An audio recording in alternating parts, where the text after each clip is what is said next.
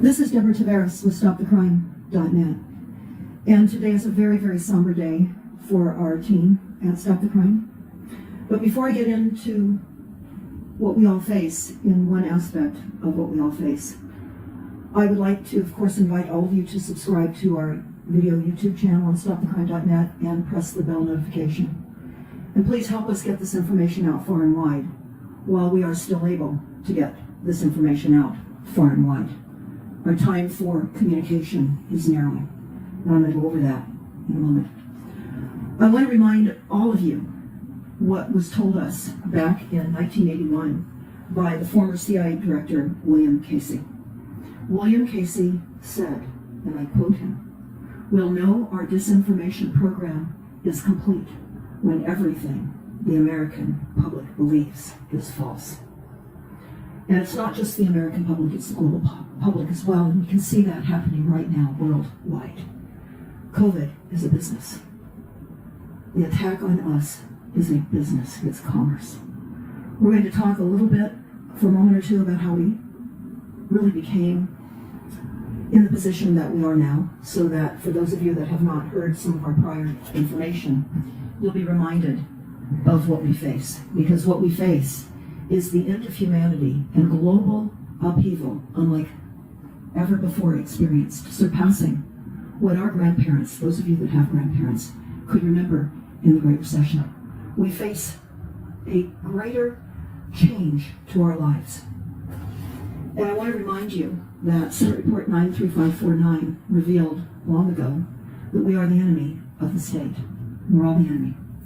And I can say to you that what we're seeing right now in the NASA War document, of course I've talked about that for many years, and it's actually on stopthecrime.net, and the title is Future Strategic Issues, Future Warfare, circa 2025. It says in this document that all the technologies that are discussed are fully operational now. Everything is operational. So I'm going to bounce around. I don't have any particular order in mind other than to get out as much information as I can right this minute. I will tell you that you've heard me talk about truth trauma over the years, and truth trauma really doesn't describe how our team at stopthecrime.net is feeling these days, as we're watching much of what we have been discussing for many years come to fruition. So it is a sad day, and but there is joy and happiness also, and we're going to work on showing you what you can do given what we're going to tell you is being done to us. So what we're seeing right now is a worldwide impact of ongoing IT revolution upon the global societies. What we're seeing right now is a forced transition, whether you like it or not. And what we're seeing is telecommuting, tele-shopping, tele-entertainment, tele-travel, tele-education, telemedicine, telecommerce, telepolitics, and tele-socialization. This is on page 16 of the NASA War document, and I would implore upon each and every single one of you to take a look at this document. It reveals much of what is occurring on the larger sense, because I'm going to be focusing specifically on Rockefeller and Rothschild's plans to literally bankrupt the global economy. This is a plan. Everything that we are observing that is occurring right now is a plan, a stealth plan that has been hatched many, many, many years ago. I'm going to remind you what the Silent Weapons for Quiet Wars document has told us. And I'm going to actually read some of that to you right now, because it's imperative as I continue to go through the plan that we all face as a result of COVID and the virus and the business. So again, in the Silent Weapons for Quiet Wars document, which you can download off of stopthecrime.net, and we've discussed this for a very long time. And in that document, it reveals that in 1954, at their first meeting at the Bilderberg Hotel, the global elite agreed to a corporative government taking control of the U.S. population. They have taken control of the global population. And of course, we are USA Inc. The U.S. military described this program in detail in a technical manual dated May of 1979 called Silent Weapons for Quiet Wars. This plan was a result of the joint efforts of Rockefeller, Harvard, and the U.S. Air Force. Silent weapons for quiet wars. On page 4, it told us this. It's patently impossible to discuss social engineering or the automation of a society. The engineering of societal automation systems, silent weapons, on a national or worldwide scale, without implying extensive objectives of social control and destruction of human life, slavery, and genocide. I'm going to pause for a moment because I have many videos on stopthecrime.net about genocide. I have multiple videos on many of the topics you're going to hear me discuss right now. So I'm going to go on a little bit more with silent weapons. For those of you that may not have had an opportunity to read it, I would again ask you to please read it. The Manual of Silent Weapons for Quiet Wars in and of itself is an analog, a declaration of intent. Such a writing must be secured from public scrutiny. Otherwise, it might be recognized as a technically formal declaration of domestic warfare. Furthermore, whenever any person or group of persons in position of great power and without full knowledge and consent of the public uses their knowledge and methodologies for economic conquest, it must be understood that a state of domestic warfare exists between the people in control and the group of persons and the public. We are at war. We are at war. On page 5, the original purpose of the operations research was to study the strategic and tactical problems of air and land defense with the objective of effective use of limited military resources against foreign enemies. It was about logistics. It was soon recognized by those in position of power, Rockefeller and Rothschild, that the same methodologies could be useful for totally controlling our society, and it has. With these three inventions under their direction, those in positions of power strongly suspected that it was possible for them to control the world with the push of a button. They are now controlling the world with the push of a button. Immediately, the Rockefeller Foundation got onto the ground floor by making a 4-year grant to Harvard College, funding the Harvard Economic Research Project for the study of the structure of American economy. 1 year later, in 1949, the United States Air Force joined in. It's important to understand that all branches of military are under the control of those in control, the 1% of the 1%. Make no mistake. We are engaged in a warfare of proportions that most people find difficult to wrap their heads around. I did, so I understand. And before I knew what I'm able to tell you now, I did not know. I did not.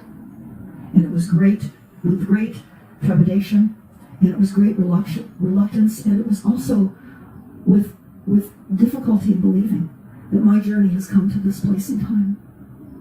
And this is a very difficult place in time. So, the Silent Weapons for Quiet Wars goes on to tell us war is therefore the balancing system by killing the true creditors. That's all of us. We, the people, that's all of us, worldwide, killing the true creditors.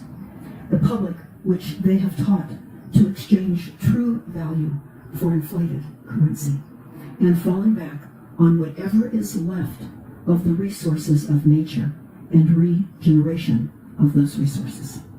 I'm going to read that again, because what we're going to get into right now is going to underscore the ability of our future survival.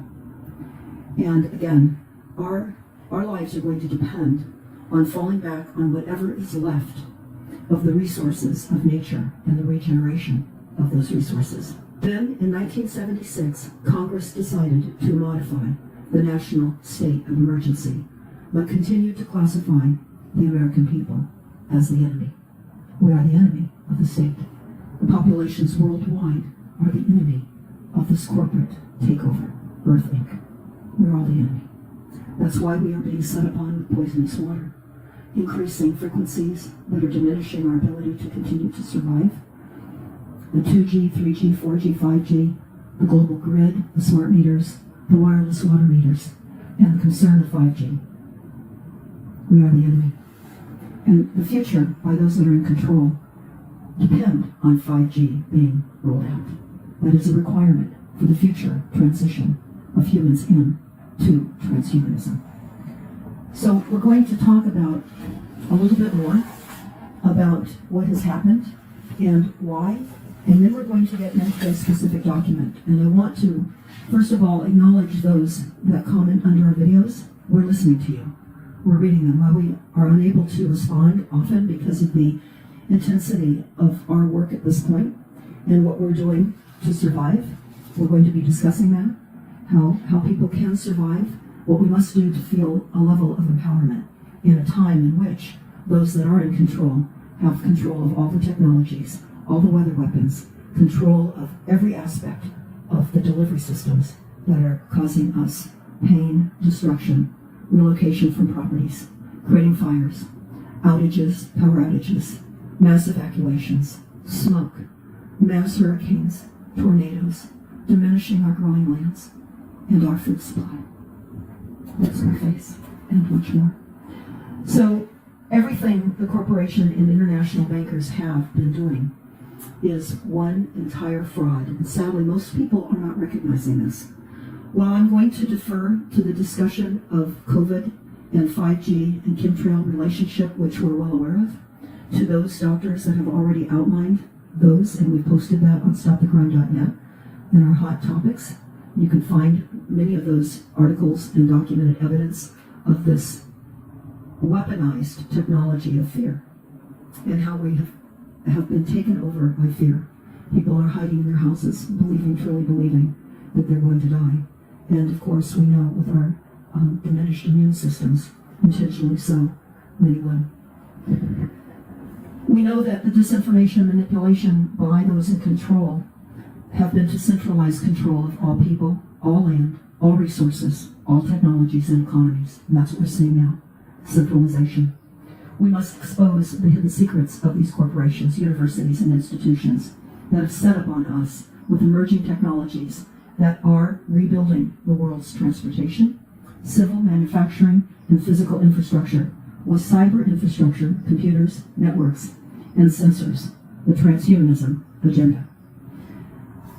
I want to discuss what all of you are saying now, the PSYOPs, with the often daily briefings from the presidential task force that you're seeing on television. I want to break it down because I've done that in many videos that I do have posted on stopthecrime.net, but the advisory boards and the task force are PSYOPs. It's the illusion of experts weighing in and making decisions for you that are based on evidence that will best serve you. This could not be further from the truth. What we are experiencing and what is happening right now is, of course, we're the enemy. And what we now must understand, absolutely must understand, and this has been pointed out now by many doctors, and I'm going to underscore this. It's important to know, many of you now do, but it's worth saying this again. The CDC is a private, for-profit corporation doing business. The CDC is not a government health advocacy organization. It is a corporation listed on Dun & Bradstreet and headquartered in the state of Georgia, with strong ties to the pharmaceutical industry. Therefore, their recommendations are influenced by the fiscal health of their corporation. Understand, when your local news media and outlets and your local health agencies tell you that they're following CDC guidelines are a business of vaccinations and vaccines. Make no mistake. Make no mistake. The state and public health institutions are also private, for-profit corporations doing business. When I hear our local health CEO advisor talk to us about social distancing here in Sonoma County, where I am, I know that she is working for the cabal. She's taking marching orders from those that are set to destroy us. And the media is compliant. We know this. So the state and public health institutions, as I said, are private, for-profit corporations doing business. Medical clinic records are frequently reviewed by state public health departments, which are also for-profit corporations listed on Dun & Bradstreet. Did you know that? Did you know that? Who receive money and compensation from the CDC to perform their functions. Therefore, state public health departments' recommendations and actions are influenced by the fiscal health of their own corporations. I hope you're understanding what I'm saying.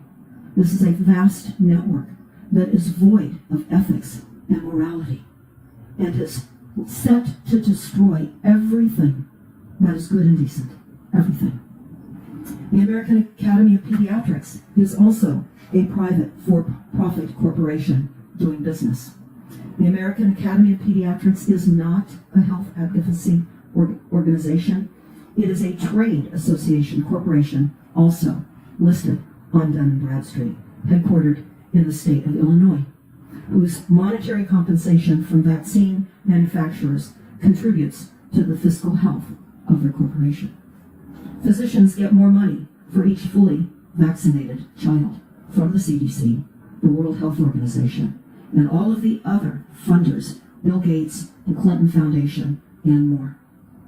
Physicians who are intentionally misinformed by the CDC, and I said intentionally misinformed by the CDC and Big Pharma, cannot be sued for vaccination injuries. You know that.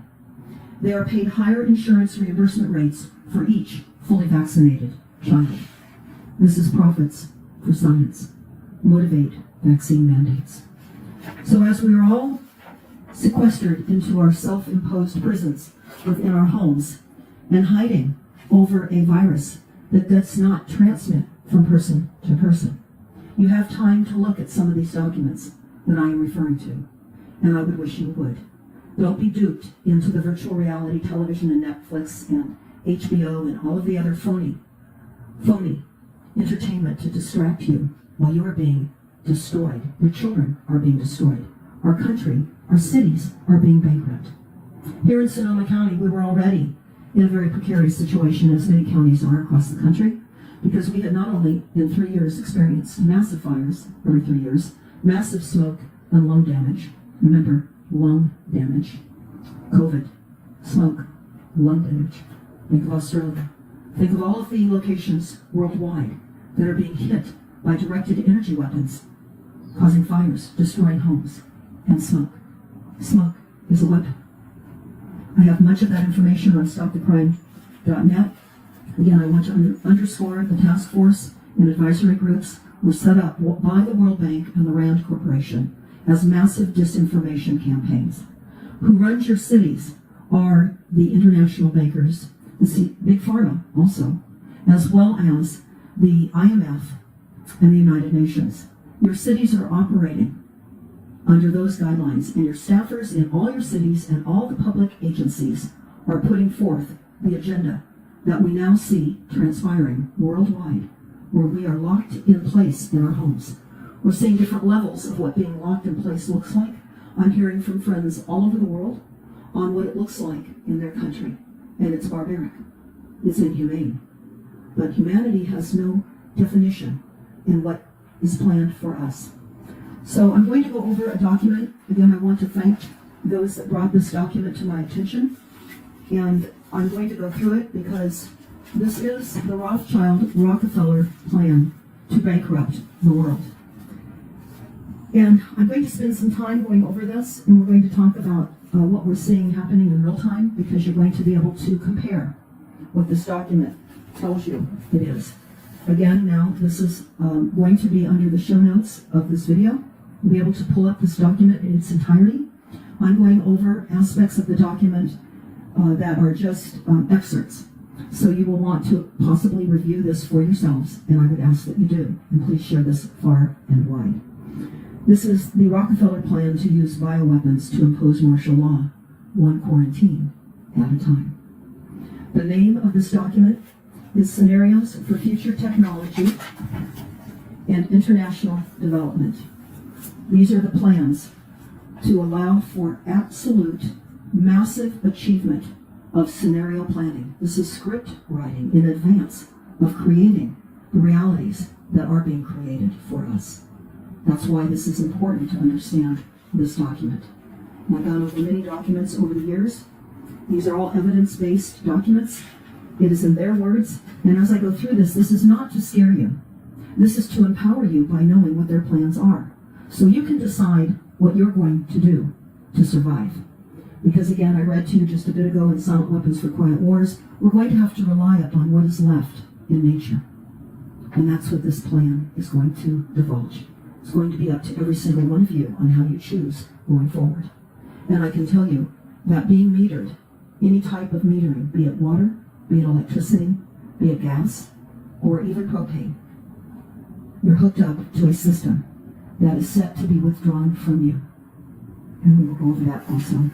But it's important to understand about this document, the Rockefeller plan to bankrupt the world along with Rothschild and the other purveyors of this evil. The report is the result of extensive effort and collaboration among Rockefeller Foundation's initiative staff, foundation grantees, and external experts. The Rockefeller Foundation and the GBN would like to extend special thanks to all of the individuals who contributed their thoughtfulness to this plan and their expertise to this plan throughout this script writing scenario. Others' enthusiasm and participation in interviews and workshops and the ongoing iteration of the scenario made this co-creative process more stimulating and engaging than it could ever have been otherwise. So I want all of you to understand before I break into this, because this is going to be outrageous. It is outrageous. This is exactly what you're seeing in the daily briefings with the task force that is being shown to you on television with Fauci and all of the other quote-unquote leaders of expert advice telling us how we need to shelter in place and destroy the economies and ratchet down our lives to the year 1700, because these have been the plans all along. They're following a script. This is scenario planning, and it is fully engaged now. I want to, I'm going to cut this off in a half an hour and have a second part to this as I break into the details of this document. But I want to remind you all what we have been told.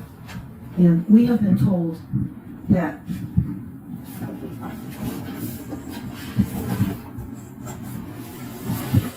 excuse me for a moment here, because I want to get this spot on, and I intend to. We have been told that land cannot be treated as an ordinary asset or controlled by individuals and subject to the pressures and inefficiencies of the market. Private land ownership is also a principal instrument of accumulation and concentration of wealth, therefore contributes to social injustice. This is a report from the United Nations Habitat Conference in 1976. Now, before I get into the second part of this discussion today, I want to go over something most important. It's about the Wildlands Project. It's about the closings of all your parks, beaches, walkways, and now we're finding that people that park and watch the sunset in San Diego, California, are being issued $1,000 fines. Soon we will be issued fines for going outside our homes. This is an intentional shrinking of our ability to access land. And this was foretold in the Wildlands Project. Now, many of you may know, many of you may not, what is involved in the Wildlands Project and in the deep ecology. And I want to outline that now, because as I go over this Rockefeller document in this next segment, you can reflect on what I'm telling you right now. The goal of the Wildlands Project is to set aside more than 50% of the North American continent as wild lands. Now, we're not only just talking about America, we're talking about worldwide set-aside reserves and preserves where human access is denied. It's for the preservation, we're being told, of biological diversity. The project has sought to create reserve networks across all continents. Reserves are made up of the following. And I'm not going to go into a lot of detail here. I'm going to hit the high parts you need to know. You're seeing this happening now. Wherever you live, whatever country you're in, whatever island you're living on, preserves are being set aside. So they're saying that they are creating cores which are created from public lands, such as national forests and parks. Our national forests and parks are being shut down. Even some of our bike paths we are not able to ride bikes on now. The buffers, they say, are created from private land adjoining the cores to provide additional protection. Did you hear that? Protection. Corridors are a mix of private and public lands, usually following along rivers and wildlife migration routes. The primary characteristics of core areas are that they are no less in size than 100,000 acres and, desirably, over 2 million acres in the continental United States, and they allow for little, if any, human access. The primary characteristics and the 8 points of deep ecology can be summarized as follows. All life, human and non-human, has equal value. So as I dig into this Rockefeller document, you'll see why we will not be allowed to eat food derived from nature.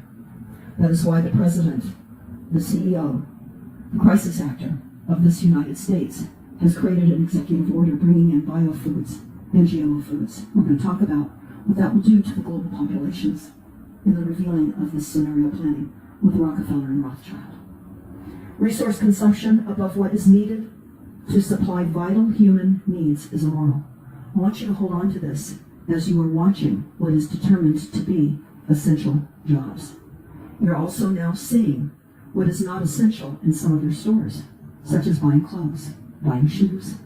Again, resource consumption above what is needed to supply vital human needs is immoral. It is being decided for you what you need for vital survivability. And if you use more than what is decided for you, you are immoral. Human population must be reduced, and civilizations must radically change present economic, technological, and ideological structures, and that's what we are seeing right now. Believers in this plan have the obligation to implement the necessary changes. The Wildlands Project itself is supported by thousands of groups working towards its long-term implementation, and implementation may take 100 years or more. They're not short-sighted in their planning. What we are all facing right now is stealth long-range planning, 100 years or more. This global shutdown and bankruptcy didn't happen in just a few months. This was part of a strategic scenario plan. The Wildlands Project has received billions of dollars in support from wealthy and private corporate foundations, and some of which is the Turner Foundation. We're talking about the Turner Foundation. Many of you may have seen the interview that I recounted when I spoke with Ted Turner a few years ago. It's up on YouTube. The name is something like Ted the Terrible Turner. And he talked about massive depopulation, massive restrictions of resources, because he said we would be running out of water and food.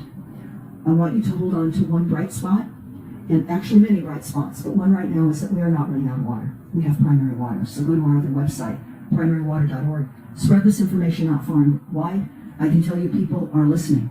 People are getting to primary water. Many people are doing this. Are you one of them? Because you must get to water. Any way you can, support those that are in the wildlands urban interface and help them and get to the water that they need. Your survival and your participation now will require joining together and starting a network of communities to survive, and you'll hear about that. I'm going to finish this because then we're going to take a break and get back into the document in full. But the Wildlands Project, again, is supported by millions and billions of dollars by wealthy and private corporations. I mentioned the Ted Turner Foundation, Patagonia, W. Alton Jones Foundation, the Lundhurst Foundation, and hundreds of others. The conclusion: the Wildlands Project exists within legal boundaries. In other words, they've made the illegal legal, just as our criminal courts are presumably courts for justice. It is the most highest ranking injustice setup that most people cannot even imagine. It's all corrupt. Everything is rigged. They say that because all of the planning for the Wildlands Project exists within legal boundaries, that should not prevent them from being concerned. At the very least, it advocates an extreme manifestation of environmental and public policy. Therefore, any claim the Wildlands Project makes towards public policy must be debated. I'm going to add right now, must be debated. This is what you're seeing with the task force.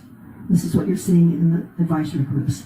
The visual illusion of a debate on television and at every level of the corporate agency structure worldwide. It is the illusion of your consent, because debate is your agreement and it is not. And ultimately decided in the public arena, so giving again the illusion.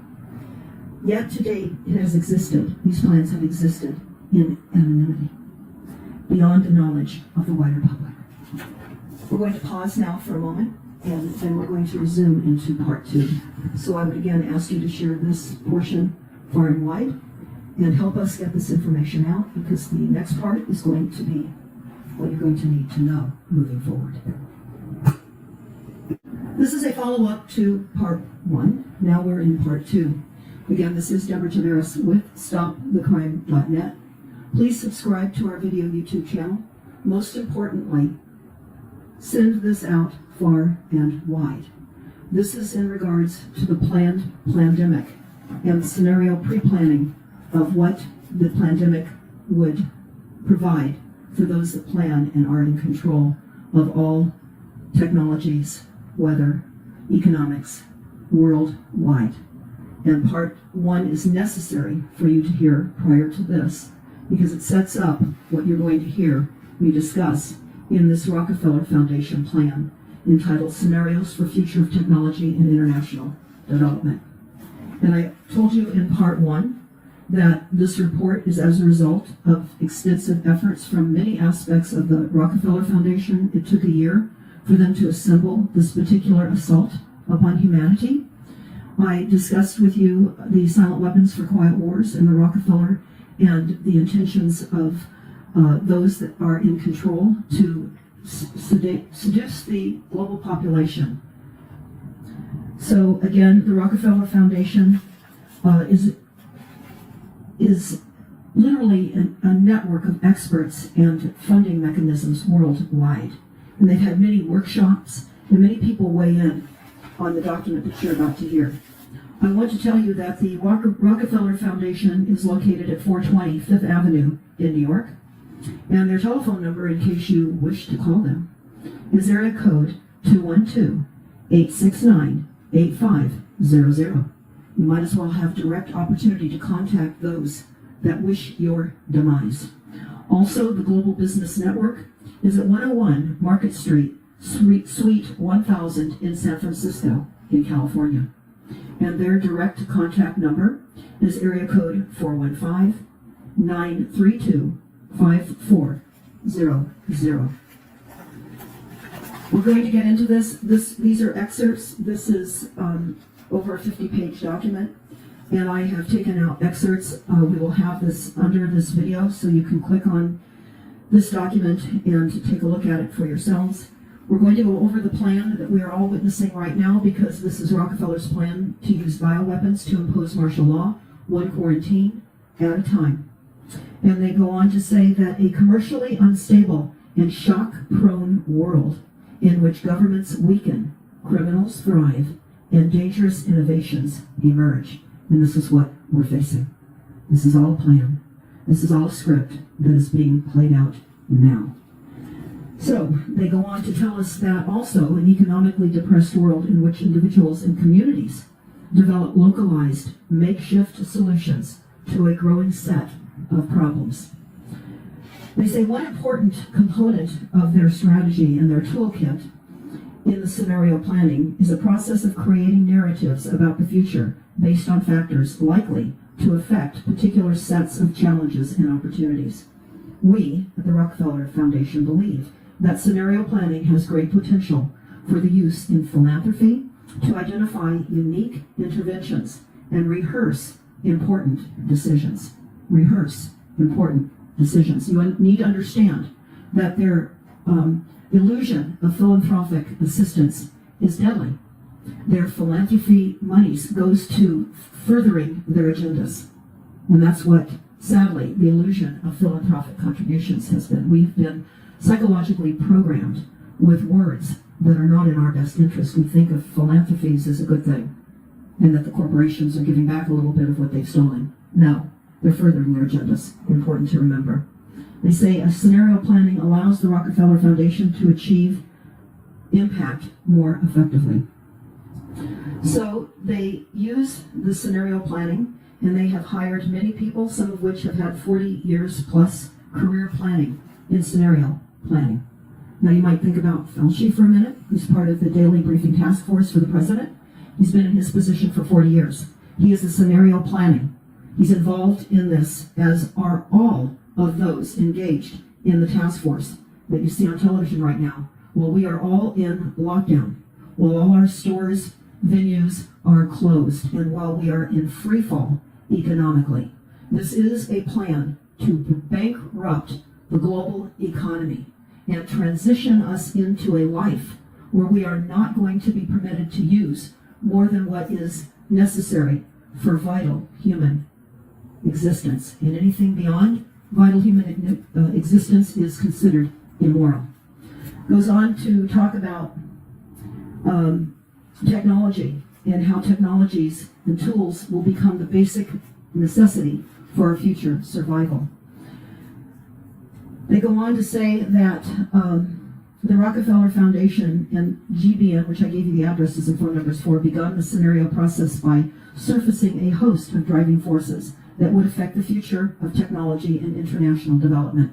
These forces were generated through both secondary research and in-depth interviews with foundation staff, foundation grantees, and internal experts worldwide. This report was put together in 2010. So for those of you that have watched Event 201, this is before Event 201. Event 201, again, is scenario planning in real time, describing what will be done on a global level to all of us. So they go on to talk about the uncertainties of a longer list of potential uncertainties, including social, technological, economic, environmental, and political trends. This is a bottom-up, top-down, lower levels of adaptive capacity emerge in the absence of characteristics and leave populations particularly vulnerable to the disruptive effects of unanticipated shocks. Again, the Rockefeller plan to use bioweapons to impose martial law, one quarantine at a time, is discussed on page 18. And scenario pre-planning, a world of tighter top-down government with authoritarian leadership worldwide. So, again, keeping in mind that this was put together as scenario planning and pre-planning in 2010, this is what they tell us will start occurring. In 2012, the pandemic that the world had been anticipating for years finally hit. Unlike the 2009 H1N1, the new influenza strain, they say originating from wild geese, was extremely virulent and deadly. Even the most pandemic-prepared nations were quickly overwhelmed when the virus streaked around the world, infecting nearly 2% of the global population and killing 8 million in just 7 months, the majority of them healthy young adults. I would like to retract the healthy young adults. We're talking about COVID right now, and that is a cover-up for intense saturation of frequencies and the fact that many people have immune-compromised systems and they will not survive this increased amped-up frequency that we have military weapon systems disguised as civilian communication networks. This is what has occurred. So I go back into their scenario planning. They tell us that the pandemic also had a deadly effect on economies. International mobility of both people and goods screeched to a halt. Sound familiar? This is exactly what is happening right now. Our mobility is screeched to a halt. This is UN Agenda 21 ramped up. Now I must add at this point that your country, your town, your state, your city, wherever you are, most importantly, have predominantly already implemented the climate emergency resolutions to expedite all the requirements to reduce our standard of living by eliminating what they call fossil fuels. And I will only say that our fuels never came from dead dinosaurs. We talk about that often in other videos. Eliminating fossil fuels in its entirety moving us into dense population zones to prevent traveling. This is all happening now, and we will be relocated off rural lands, as we are experiencing here. After fire events, our insurance is no longer being renewed. So if you're in the country, or wherever you might be, and your insurance, which is all part of a Rockefeller-Rothschild cabal, will not be renewed. So I'm going to talk to some of these things from a personal note and observation of what we see happening while I continue to move through this document. And again, they talk about that everything will screech to a halt, which we see debilitating industries like tourism and breaking global supply chains. Important to note and remember, breaking global supply chains. Important to remember. Those of you that are looking to survive in tight-knit groups and form networks to survive as long as possible, supply chains are being broken. Even locally, normally bustling shops and office buildings are now sitting empty, devoid of both employees and customers. Are you seeing all of that now? Yes, you are. All of it. They go on to say that the pandemic blanketed the planet through disproportionate numbers, and many died. And the virus spread like wildfire in the absence of official containment protocols. They go on to tell us in 2010 that even the developed countries' containment was a challenge. The United States, they say initial policy or strongly discouraging the citizens from flying proved deadly in latency, accelerating the spread of the virus, not just within the U.S. borders, but across borders. And few countries fared far better. They talked about China and how the Chinese government was quick to impose enforcement of mandatory quarantines for all citizens, as well as its instant sealing off of all borders, and how that saved millions of lives, stopping the spread of the virus far earlier than any other country and enabling a swifter post-pandemic recovery. I will tell you, the post-pandemic recovery is not going to look anything as our lives looked like a month ago. Will not look like anything. What you remember a month ago, when they started to close down our area on St. Patrick's Day, February 17th of 2020, our lives will not return. Remember, I was telling you in part 1 that the plan is telecommuting of everything. Teleshopping, tele-entertainment, teletravel, teleeducation, telemedicine, telecommerce, telepolitics, and telesocialization. Everything from afar. They go on to tell us in this, during the pandemic, national leaders around the world flexed their authority and imposed airtight rules and regulations, from mandatory wearing of face masks. Are you listening to this? Back in 2010, their scenario planning and wrote the script.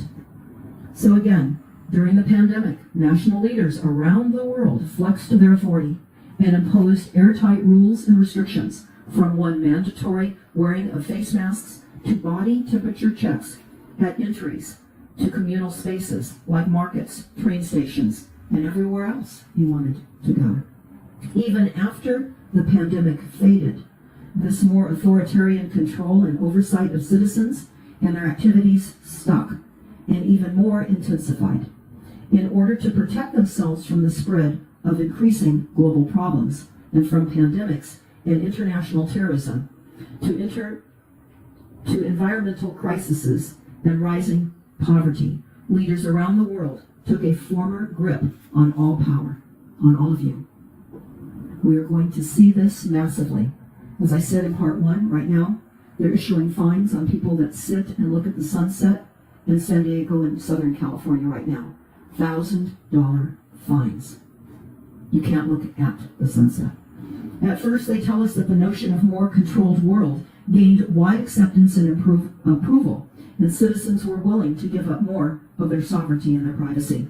All of you are giving up more of your privacy by hiding in your homes from a business model of COVID that does not pass from person to person, as we are being told. We're hearing about hospitals in many instances are empty. They're bleeding out hundreds of thousands of dollars per day. They're empty. The hospitals that we are seeing are likely, and you can look into it for yourself, crisis actors. Because we have crisis actors of head of government. They're crisis actors. They're following scenario planning. from those top 1% of the 1%. Make no mistake. They go on to tell us that in exchange for greater safety and stability, we will hover and accept less rights. Citizens were more tolerant and even eager for top-down direction and oversight, and national leaders had more latitude to impose order in ways they saw fit. In developed countries, this heightened oversight took many forms. And I want you to listen to this.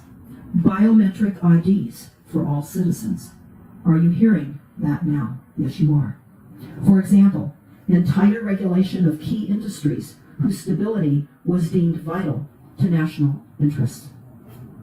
More totalitarian authority and leadership worked less well in some cases, tragically, they're telling us, in countries run by irresponsible elites who use their increased power to pursue their own interests at the expense of their citizens. Wouldn't you say that is the United States Incorporated? Absolutely. Wouldn't you say those were the global governments around the world and how they're enacting authoritarian regulations and rules and restrictions? Absolutely.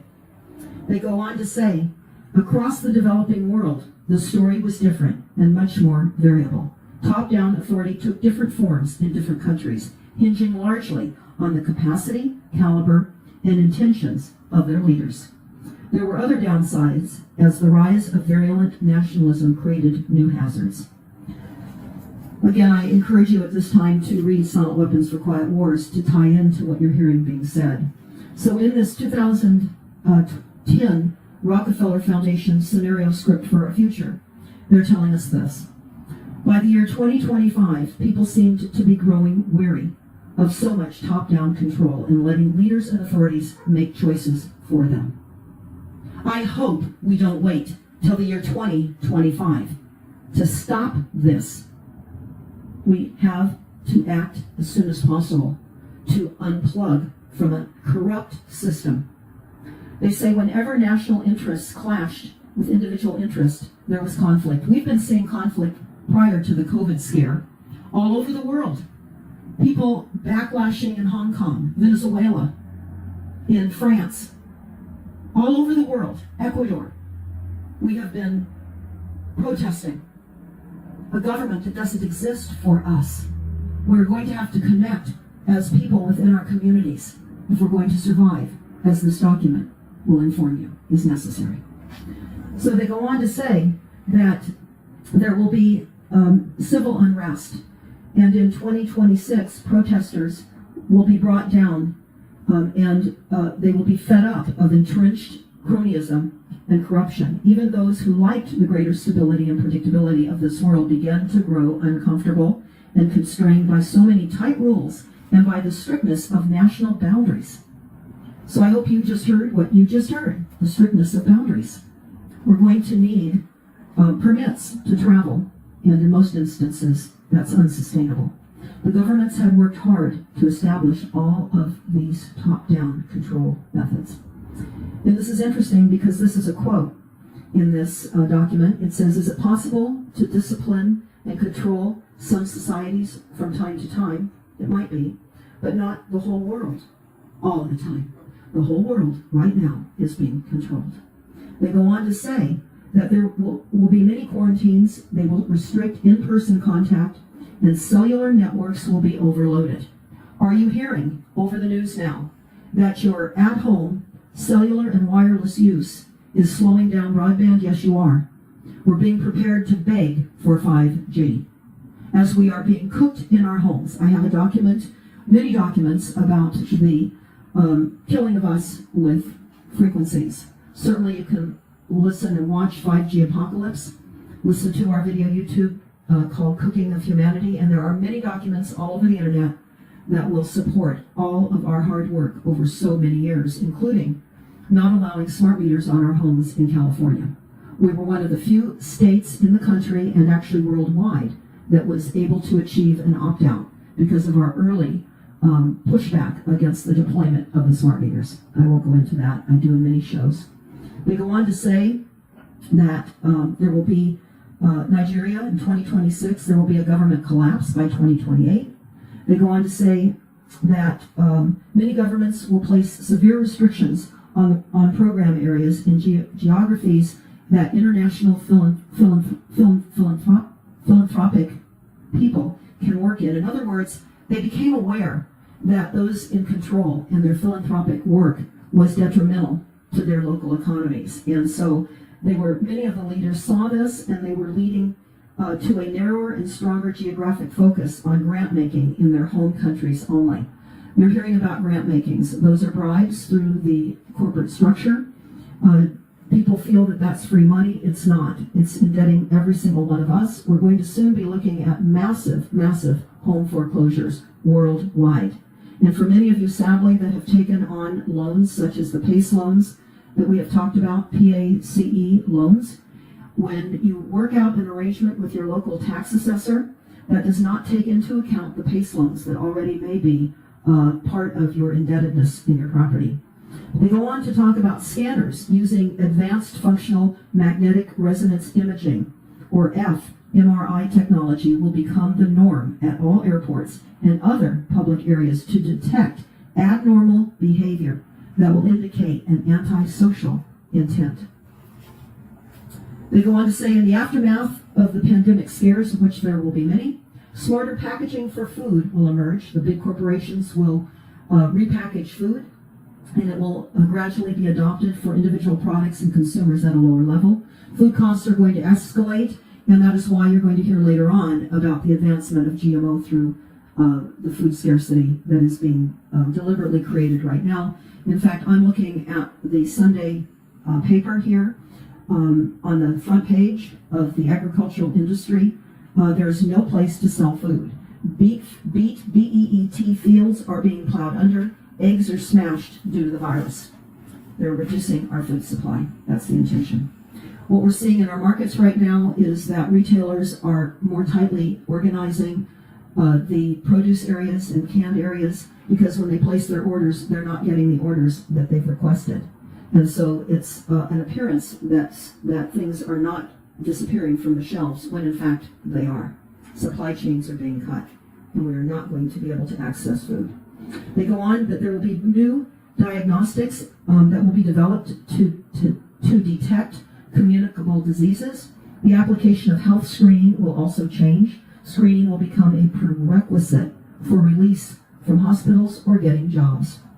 They go on to say that there will be a telepresence and teletechnologies that will respond to the demand for less expensive and lower bandwidth, sophisticated communication systems for populations whose travel has become restricted.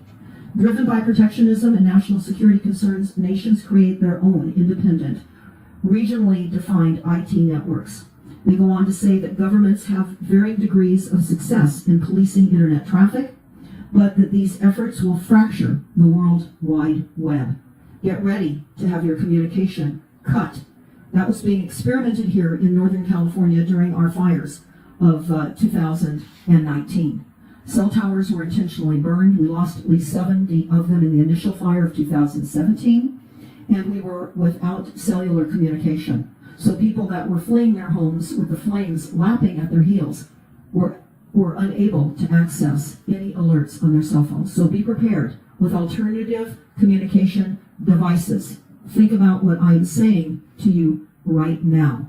Alternative communication devices. Why do you think the cabal of our fire departments, such as CAL FIRE here in California, and the fire agencies worldwide have been removing repeaters for ham radio operators? Why do you suppose that? So that social distancing becomes massive distancing and unable to communicate. So we will not know what's happening to you 50 miles away, because we will have restricted travel. We saw that when we were in Ecuador. There were military checkpoints, and they had to look at our passes. In Cuba, you could not travel from one town to another without approval.